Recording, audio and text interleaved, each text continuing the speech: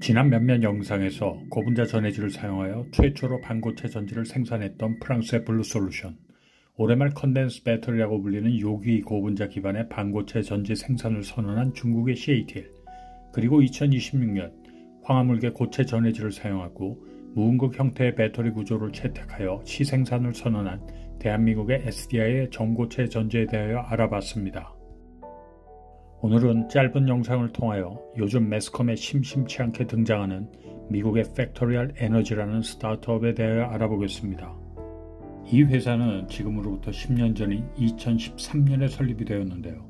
최근에 주목을 받았던 가장 큰 이유 중 하나는 이 회사가 메르세데스 벤츠와 스텔란티스 등으로부터 받은 투자 규모가 2억 달러, 즉 2,600억을 넘어섰다는 기사와 최근에 현대 기아 자동차와 전고체 전지의 공동 개발에 진입했다는 발표 때문입니다.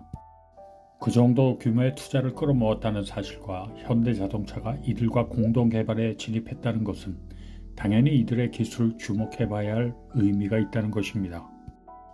팩토리얼 에너지가 사용한 전고체 전지의 구조를 이들이 출연한 특허를 통해서 분석해보면 애니메이션으로 표현한 구조를 가지고 있습니다.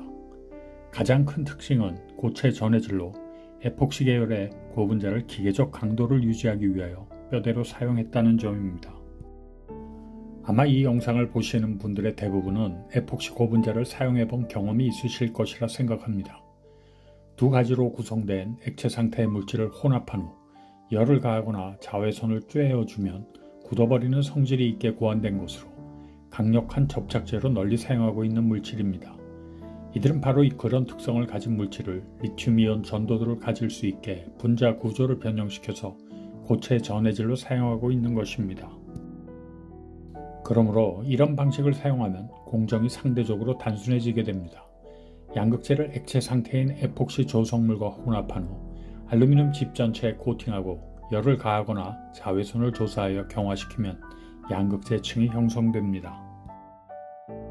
이 분야에 친숙하지 않은 시청자들을 위하여 기초되는 부분을 좀 설명하고 넘어가겠습니다. 여기 녹색과 노란색으로 표시한 분자량이 낮은 에폭시 접착제 조성물 두 개가 있습니다. 분자량이 낮기 때문에 액체 상태로 존재합니다.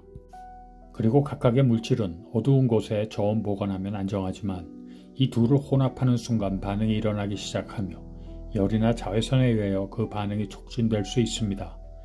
이들이 반응하면 이들 분자들이 연결되면서 청색으로 표시한 것 같이 분자량이 큰 고분자가 생성됩니다. 그러므로 고체 상태의 양극재 입자들과 액체 상태의 에폭시 조성물을 섞어주면 액체 상태의 모노머들이 양극재 표면 위에 잘 밀착된 상태에서 고체 상태의 고분자로 변하게 되므로 고체 양극재 입자와 고체 고분자를 섞는 경우보다 훨씬 뛰어난 계면 간의 밀착성을 갖게 됩니다. 이 과정을 애니메이션을 통해서 한번 보겠습니다. 여기 양극재 입자 3개가 있습니다. 양극재 입자를 액체 상태의 에폭시 단량체와 섞어줍니다. 그리고 골고루 섞은 혼합물을 양극재 집 전체 위에 코팅을 합니다. 액체 상태의 단량체들은 양극재 표면 위에 고르게 코팅되어 있는 상태입니다. 그리고 코팅된 혼합물질에 열이나 자외선을 가하면 그 상태를 유지하면서 에폭시는 단단한 고분자 물질로 변하게 됩니다. 그리고 이렇게 형성된 에폭시 고분자는 양극재와 양극재를 단단히 묶어주는 역할과 리튬이온을 전달시키는 역할을 하게 됩니다. 이렇게 형성된 양극재 혼합층 위에 다시 에폭시 조성물을 코팅하여 경화시키면 고분자 전해질로 이루어진 고체 분리막이 형성됩니다. 다시 그 위에 보호막으로 코팅된 구리 집 전체 포일을 접착시켜 온도를 올려주면 무음극 고체 전지가 완성됩니다. 그리고 가압 상태에서 온도를 더 상승시키게 되면 각각의 계면이 접착되는 상대적으로 용이한 공정을 사용할 수 있게 됩니다. 그런데 이상한 점이 하나 있는 것을 눈치채셨습니까? 고분자 전해질은 일반적으로 액체 전해질에 비하여 리튬이온 전도도가 1000분의 1 수준도 안 되는데 이들은 그것을 어떻게 극복했을까요? 처음 고분자 전해질을 사용하여 반고체 전지를 제작했던 블루솔루션처럼 배터리를 60도까지 올려서 구동하고 있을까요? 만약 그렇다면 앞에서 이야기한 것 같이 자동차 회사들이 엄청난 액수의 돈을 투자했을 리는 없을 것 같지 않습니까? 이들은 그것을 해결하기 위하여 일종의 꽁수를 썼습니다. 액체 전해질을 소량 첨가제로 투입한 것입니다.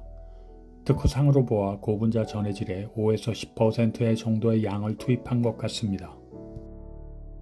화면에 띄운 특허를 자세히 살펴보면 그런 이야기가 숨어 있습니다. 이 특허뿐 아니라 이들이 지난 수년간 출원한 특허에는 모두 동일하게 액체 전해질을 첨가한다는 내용이 있습니다. 이들 발표 내용에 따르면 이렇게 제작된 전지는 상온에서 675사이클 이후에도 초기 용량의 97.3%를 유지한다고 합니다. 놀라운 성능입니다. 그리고 기존 액체 전해질을 사용하는 2차 전지에 비하여 에너지 밀도가 30에서 50% 정도 증가한다고 합니다. 다른 회사들에서 발표하는 전고체 전지에 비하면 에너지 밀도는 좀 실망적인 수준입니다. 이유는 아직 밝혀지지 않았습니다. 이 영상을 지금까지 보시고 계신 분들의 80~90%가량은 에이 이거 사기 아니야 하고 생각하실 것 같은데요.